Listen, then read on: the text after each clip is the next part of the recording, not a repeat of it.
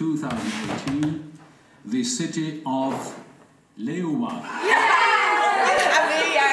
Op de eerste werkdag mat vanzelfs het feest van Freed nog eens beleefd worden. Maar daarna moeten ook de mensen op het kantoor van de culturele haardstad werken gewoon aan het werk.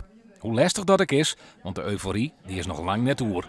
Nee, nog lang net. Ik bedoel, nog één korte feeststemming.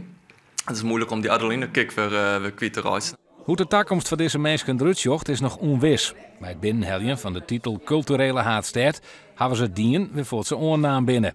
Nu begint er een nieuwe klus met een nieuwe en volle gruttere organisatie. Maar eerst 80 mensen zullen onder slag met de tarriedings van 2018. Dat zijn dus, ik praat over FTE's. Het kan wel zijn dat er veel meer mensen zullen zijn, omdat veel mensen parttime zullen werken.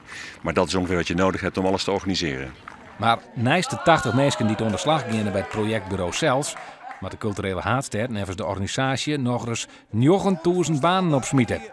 400 ervan die hebben mij wetter te krijgen. We gaan het water heel erg promoten. Via de cultuurhoek. Er komen tentoonstellingen, we gaan door heel Europa heen. En we verwachten dat dat een dusdanig effect zal hebben dat hier het kleine, maar ook het grotere bedrijfsleven gewoon veel meer op gaat investeren. En dat je daardoor dus die arbeidsplaatsen kunt genereren. Of dit doel helle wordt, maar de komende jaren uitwijzen. Maar wat wel wees is dat er een flink aantal mensen onder slag kunnen bij de organisatie zelfs. Voor een part binnen dat dezelfde mensen die het vreed van dit feest zwaar hebben. We hebben natuurlijk heel veel goede mensen erin zitten nu. Die wil je natuurlijk niet kwijtraken. Dus die groep gaat gewoon door nu in eerste instantie.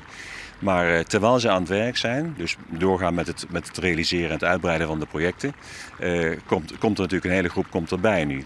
De mensen die het werken hebben aan het binnenheljen willen ik maar wat graag verder met de culturele haardstad. Ja, absoluut. Het is uniek voor Ljouwert en voor Friesland om op deze manier zelf op de kaart te zetten in Europa. En dat ik mijn steentje daar een bijdrage kan, dan doe ik het graag.